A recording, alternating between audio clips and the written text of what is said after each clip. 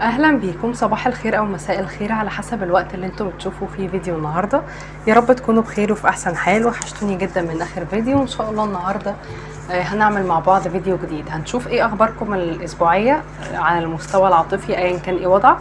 هيبقى من اول يوم الخميس 10 اغسطس لحد يوم الاربع 16 اغسطس تقريبا. المهم ان انا هكتبها لكم يعني في العنوان من يوم الخميس ليوم الاربع. تمام. هنشوف مع بعض ايه اخباركم. هيكون معانا النهارده مجموعتين، ممكن تختاروا بالارقام رقم 1 او 2، وممكن تختاروا على حسب الاحجار. جروب نمبر 1 الحجر الاخضر، جروب نمبر 2 الحجر الشفاف، وممكن تختاروا بحروف اسمكم. ودلوقتي هنبدا. بسم الله.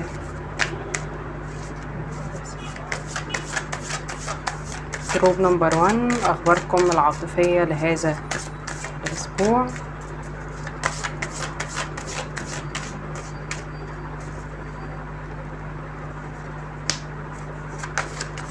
جروب نمبر 2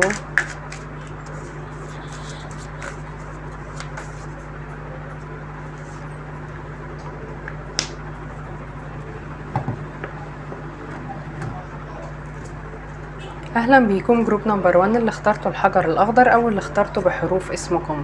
المسج بتاعتك الاسبوع ده هي جايه لك على هيئه نصيحه، بلس ان المسج بتقولك ان انت الاسبوع ده هتكون اكتر جاذبيه، هتكون محبوب جدا من الناس اللي حواليك. ممكن هتبقى جذابه، يبقى في حواليك ناس كتير، هتعمل علاقات، او هتبقى محبوب من الناس اللي حواليك والعلاقات بينك وبينهم في سلام. لكن خليني اقولك ان النصيحه بتاعت الاسبوع ده علشان يكون الاسبوع افضل، المسج بتقولك ان انت تستاهل الحب، ان انت بتستحق الحب. فالمسج ممكن تكون جايلك بتحذرك، بتقولك مثلا لو انت من جواك راضي بعلاقات مش بتديلك الحب او الاحترام او الحاجات اللي انت محتاجها، ما تقبلش بيها. تمام، ما تقبلوش باقل من اللي انتوا تستحقوه. بلس المسج جايلنا في هيئه تانية تحديدا للسنجل. في منكم ناس انتوا من جواكم او انتوا عامه كنتوا بتجذبوا علاقات اقل بكتير جدا من اللي تستحقوها.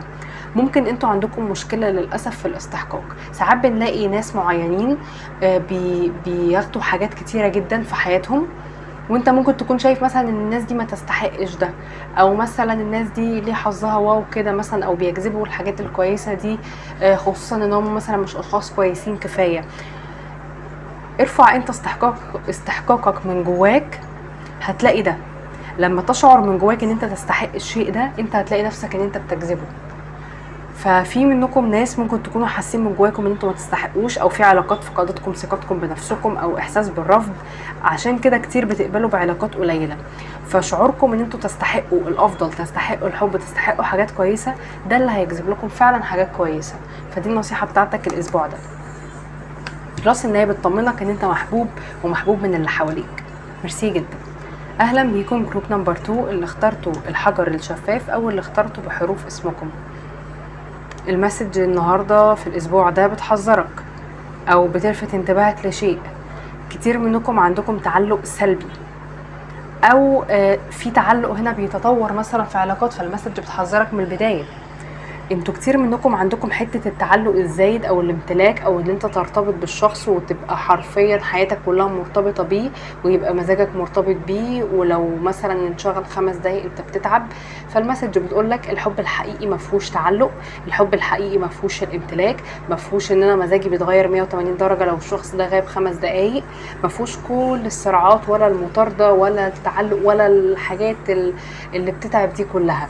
فالمسج بتقولك ان الارتباط الشديد قوي والتعلق الاوفر او الاحتياج العاطفي تحديدا من ناحيه البنات في القراءه دي تحديدا، اللي كان عندكم مشاكل معينه احتياج عاطفي مثلا، ده اللي بيأثر للأسف على علاقاتكم. بتلاقي ان انت لما بتتعلق اوفر بتخسر الشيء ده، او الحاجة دي بيحصل فيها مشكلة، او الشخص ده بيضمنك. فالمسج بتحذرك قوي قوي من نقطة التعلق، وان دي بتأثر سلبا على علاقاتك. الاعتدال في كل شيء حلو. ممكن لو المشكله مثلا جايه بسبب عدم الانشغال او حاجه زي كده، حاولوا تشغلوا نفسكم، حاولوا تدوا لنفسكم وقت، حاولوا ان انتوا يبقى عندكم حاجات مستقله بيكم، عندكم العالم بتاعكم، بحيث ان لو حاجه حصلت او حد غاب او ايا كان اللي حصل، اوكي، الدنيا ما تتهدش. فهمتوني؟ فدي النصيحه بتاعتكم، وده اللي يخليكم تجذبوا او تكونوا في علاقات صحيه. كده نكون خلصنا، ونشوفكم قريب في فيديو جديد.